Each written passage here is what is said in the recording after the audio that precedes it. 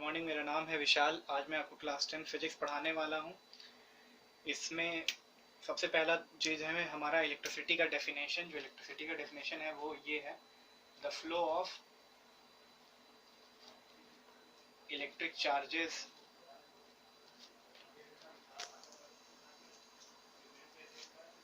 Is known as electric current.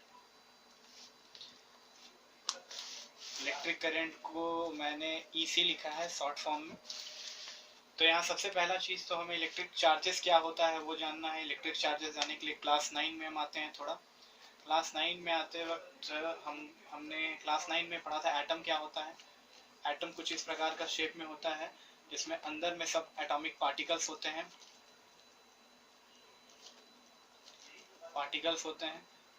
Atom होता कहाँ है? सबसे पहले तो एटम मैटर के अंदर होता है। इस दुनिया में कोई भी चीज़ है उसके अंदर पाया जाता है। मैटर क्या होता है? Anything which occupy space. जैसे पेन है, मेरा हाथ है, ये आपका शीट है, लेकिन हाथ में मेरा लिविंग है, इसलिए इसके अंदर सेल्स होता है।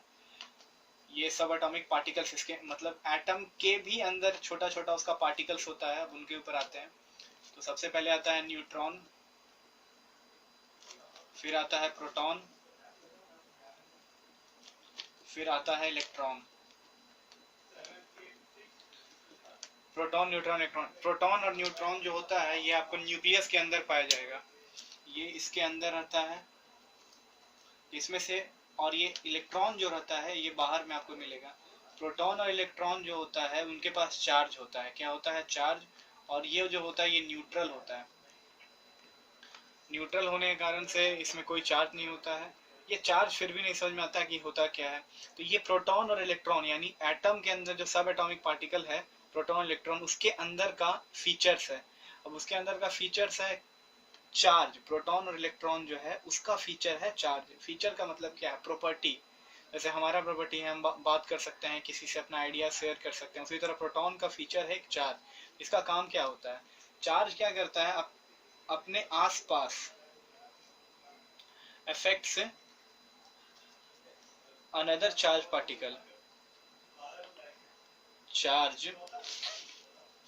particle in vicinity, in surrounding लिख देता हूँ, in surrounding। तो चार्ज क्या करते हैं? अपने आसपास दूसरे चार्ज पार्टिकल और को वो अफेक्ट करता है, या तो अट्रैक्ट करेगा या तो रिपल्शन करेगा। तो यहाँ पे चार्ज का कॉन्सेप्ट क्लियर हुआ कि कोई एक सब एटॉमिक एटम्स के अंदर सब एटॉमिक पार्टिकल होते हैं। सब एटॉमिक पार्टिकल के अंदर प्रोटॉन और इलेक्ट्रॉन होता है, उसके पास चार्ज होता है, वो उसका फीचर होता है। और चार्ज अपने आसपास के पार्टिकल को, आसपास में चार्ज पार्टिकल को अफेक्ट करता है, या अट्रैक्ट करता है, या रिपल्सन करता है। तो आगे एक और चीज आता है। अब यहाँ पे किसी बॉडी के पास चार्ज है, इसका मतलब क्या होता है? तो उस चीज को समझाने के लिए मैं इसे रब करता हूँ पहले।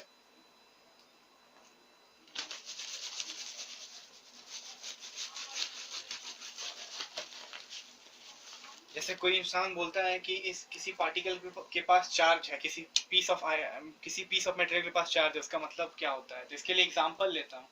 एग्जांपल में क्या है कि एग्जांपल में एक आयरन का रॉड लेते हैं। अब इसके अंदर छोटा छोटा बहुत सारा एटम होता है। अब बहुत सारा जो एटम है उसमें से एक एटम को जूम आउट करते हैं, और ये एटम को मैं यहाँ बनाता हूँ। ये मान लीजिए कि एक आयरन जो है उसका एटम का बात कर रहे हैं। तो इसके अंदर जो होता है, हम पहले प्रोटॉन देखते हैं। मान लेते हैं इसके अंदर 100 प्रोटॉन है। कितना? 100 प्रोटॉन्स है। 100 प्रोटॉन है और कितना होगा भाई? 100 इलेक्ट्रॉन। ठीक है। एक और चीज है कि एक प्रोटॉन जो होता है उसके पास 1 यूनिट चार्ज होता है। 1 यूनिट चार्ज। सेम एक इलेक्ट्रॉन के पास भी वही चीज होता है, 1 यूनिट चार्ज होता है। मैग्नीट्यूड दोनों का सेम होने वाला है, लेकिन उस 1 यूनिट चार्ज का वैल्यू होता है 1.6 into 10 to the power -19 coulomb. Coulomb वो यूनिट है जिससे हम चार्ज को नापते हैं। और 1 इलेक्ट्रॉन का भी साइन मैग्नीट्यूड जो होगा सेम रहेगा, -19 कूलम। यहाँ पे प्लस रहेगा, यहाँ साइन माइनस का रहेगा। मतलब अब जब भी हम 1 यूनिट का बात करेंगे आपका दिमाग में आना चाहिए कि हम 1.6 इंटू 10 टू पावर -19 कूलम का बात कर रहे हैं। अब 100 प्रोटॉन है, 100 प्रोटॉन, वापस से आते हैं यहाँ पे। अब 100 प्रोटॉन है, 100 प्रोटॉन के पास चार्ज कितना होगा? Plus 100 unit. अब यहाँ 100 इलेक्ट्रॉन कैसे आया, तो उस चीज को देखिए 100 इलेक्ट्रॉन कैसे आया, क्योंकि हम लोग क्लास 9 में पहले भी पढ़ चुके हैं कि number of electrons is equals to number of protons होता है किसी एटम के अंदर में। तो 100 प्रोटॉन प्लस 100 प्रोटॉन, तो यहाँ पे 100 इलेक्ट्रॉन भी आएगा। अब 100 इलेक्ट्रॉन के पास चार्ज कितना होगा, -100 यूनिट। अब इन दोनों का नेट चार्ज निकालिए, +100 -100 इज इक्वल्स टू 0। तो किसी भी एटम के पास नेट चार्ज जो होता है 0 होता है जब तक उसमें कोई एक्सटर्नल फोर्स या एक्सटर्नल चीज अप्लाई ना किया गया जाए।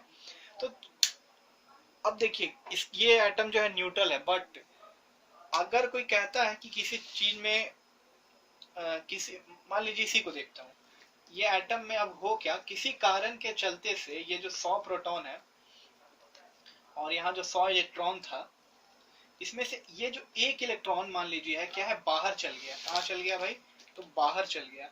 तब यहाँ क्या होगा, यहाँ पे +100 चार्ज हो रहा होगा और ये इलेक्ट्रॉन बाहर जाने के चलते यहाँ 99 इलेक्ट्रॉन बचेगा, तो यहाँ -99 चार्ज बचेगा, यानी -99 यूनिट। अब इन दोनों का अगर हम नेट चार्ज निकालें तो +100 -99 इज इक्वल्स टू +1 चार्ज। तो यहाँ हमको पता चलने लगा है कि भाई किसी एटम के पास चार्ज है, इसका मतलब क्या होता है कि वहाँ अनइक्वालिटी ऑफ चार्ज है। वहाँ क्या है, अनइक्वालिटी ऑफ चार्ज, मतलब वहाँ चार्ज का अनबैलेंस क्रिएट हुआ है। और एक और चीज है, अब ये इलेक्ट्रॉन कैसे गया है वो मैं आपको अगले वीडियो में बताऊंगा। और अनइक्वालिटी ऑफ, पहले तो यहाँ ये समझ लीजिए अनइक्वालिटी ऑफ चार्जिंग क्रिएट करता है, inequality of sorry electrons and protons, inequality of electrons and protons यहाँ पे आपका चार्ज का क्रिएट करते हैं। ठीक है, अब मान लीजिए किसी एटम के पास बोला जाता है कि इसके पास +2 चार्ज है। अब +2 चार्ज का मतलब ये हो सकता है कि इसके अंदर 100 प्रोटॉन हुआ होगा और 98 इलेक्ट्रॉन हुआ होगा, या आप इस कुछ भी मतलब ऐसा होगा कि यहाँ पे इलेक्ट्रॉन जो होगा 2 कम होगा, तभी यहाँ +2 चार्ज है। किसी बॉडी में अगर बोला गया है कि यहाँ पे -5 यूनिट चार्ज है, तो इसका मतलब क्या है कि यहाँ पे 1000, ऐसा हो सकता है 1005 इलेक्ट्रॉन हुआ होगा और 1000 आपका प्रोटॉन हुआ होगा, इसलिए यहाँ पे नेट चार्ज -5 आ रहा है। तब ये इलेक्ट्रॉन बाहर कैसे जाता है, अपने मन से जाता नहीं है। इसको मैं आपको अगले वीडियो में बताऊंगा। Thank you for watching my video.